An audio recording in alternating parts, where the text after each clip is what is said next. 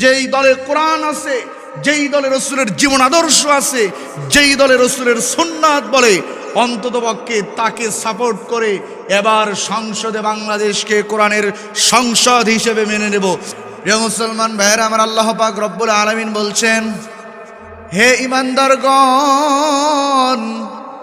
হে বিশ্বাসীগণ, লা তাতাওয়াল্লাউ কওমান, তোমরা সেই সম্প্রদায়, সেই নেতা, সেই নীতি বা সেই জাতিকে তোমরা সঙ্গী বানিও না, গদাবাল্লাহু আলাইহিম, যাদের ওপর আল্লাহ পাক রব্বুল আলামিন লানত দিয়েছেন, যাদের ওপর আল্লাহ পাক রব্বুল আলামিন রাগান্বিত হয়েছেন। কদ ইয়াইসু মিনাল আখিরাতি, তারা তো ওই ব্যক্তি যারা আখিরাত থেকে নিরাশ হয়ে গিয়েছে।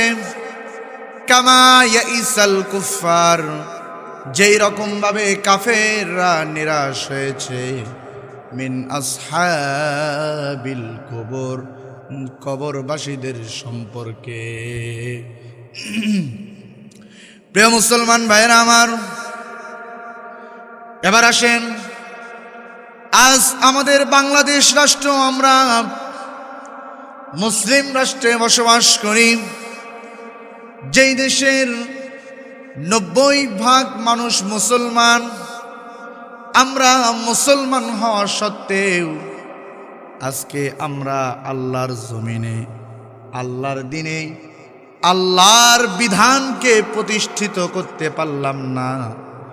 বলেন তো, যতই 5 ওয়াক্ত নামাজ পড়ি, রোজা রাখি, হজ আদায় করি, যাকাত প্রদান করি, রমজানের সিয়াম আদায় করি, এরপরে যখন আল্লাহর জমিনে আল্লাহর দিন প্রতিষ্ঠার কথা যখন আমাদের সামনে আসে, আমাদের মধ্যে এক শ্রেণীর লোক রয়েছে যারা আল্লাহর জমিনে আল্লাহর দিন প্রতিষ্ঠা করার কথা বললেই গায়ে চুলকানি ধরে যায়, আস্তে আস্তে পিছনে চলে যায়।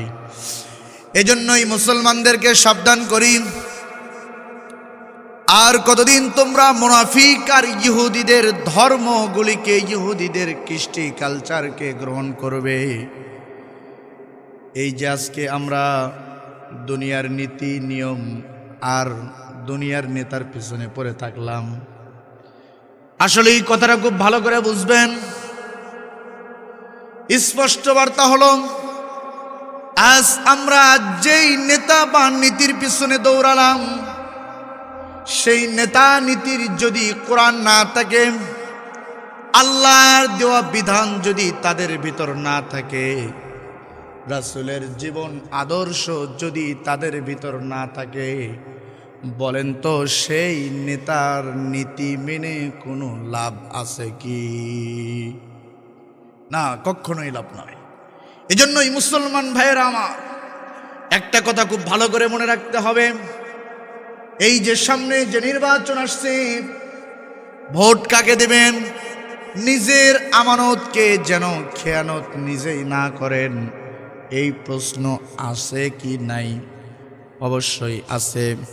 মুসলমান ভাইয়েরা আমার, স্পষ্ট বার্তা হলো, আমি মুসলমান, আমার 14 গোষ্ঠী মুসলমান, আমার পরিবার মুসলমান, আমার পূর্বপুরুষ মুসলমান, সবাই মুসলমান হয়েছে, আমিও মুসলমান হয়ে জন্মগ্রহণ করেছি। সুতরাং মুসলমান হয়ে এমন নেতার পিছনে কখনো যাব না, এমন নীতির পিছনে কখনো ছুটব না, যেই নেতা এবং নীতি শুধু দুনিয়ায় ক্ষান্ত হয়ে যায়। যদি দুনিয়া থেকে আজকে আপনি বিদায় নিয়ে চলে যান, বলেন তো সেই নেতার কোনো খবর থাকবে কিনা? কোনো খবর থাকবে না। কবরে যাওয়ার পরে আপনাকে যেই নেতা সম্পর্কে প্রশ্ন করা হবে, আতারিফু হাদার রাজুল, বিশ্বনবীর চেহারা মোবারক দেখিয়ে বলা হবে, এই ব্যক্তিকে তুমি চেনো কিনা? বলেন তো, দুনিয়ায় যে নেতার পিছনে, যে নীতির পিছনে আপনার জীবনকে শেষ করে কবরে চলে গেলেন, আর কবরে যাওয়ার পরে সেই নেতাকে নিয়ে নয়, বরং যে নেতার বিরুদ্ধে কথা বলেছেন, যে রাসূলের জীবন আদর্শের সাথে মুনাফিকি করেছেন, আল্লাহর সাথে মুনাফিকি করেছেন, সেই রসুলের ওই চেহারা মুবারক দেখিয়ে বলা হবে আতারিফ হাজার রজুল। হাই আফসোস, সেদিন আমরা বলবো লা আদ্রি, আমরা কিছুই জানি না। এই জন্য স্পষ্ট বার্তা হলো যে আমরা মুসলমান হয়েছি, আমাদের পরিবার মুসলমান, জাতি মুসলমান। যে দেশের 90% মানুষ মুসলমান, সেই দেশে কেবলমাত্র মুসলমানদেরকে আমরা সমর্থন করব। যেই দলে কোরআন আছে, যেই দলে রসুলের জীবন আদর্শ আছে, যেই দলে রসুলের সুন্নাত বলে, অন্ততপক্ষে তাকে সাপোর্ট করে এবার সংসদে বাংলাদেশকে কোরআনের সংসদ হিসেবে মেনে নেব। এটা আমরা সকলেই চাই কি চাই না বলেন? অবশ্যই আমরা চাই, এটাই আমাদের সুযোগ। সুতরাং এই সুযোগকে কখনো হাতছাড়া করা যাবে না, কখনোই এই সুযোগকে হাতছাড়া করা যাবে না।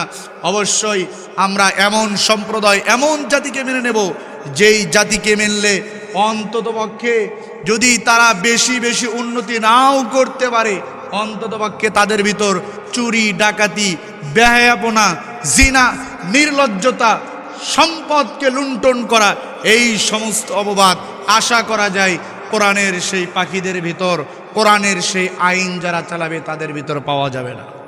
এই জন্যই আমরা নিজেদের জীবন, মন, প্রাণ দিয়ে চেষ্টা করব, সামনের যে নির্বাচন, এটা হবে একমাত্র আল্লাহর নির্বাচন, আল্লাহর রাসূলের নির্বাচন। আল্লাহ পাক রব্বুল আলামিন আমাদেরকে এই নির্বাচনে সফল করুক। সকলে বলে আমিন।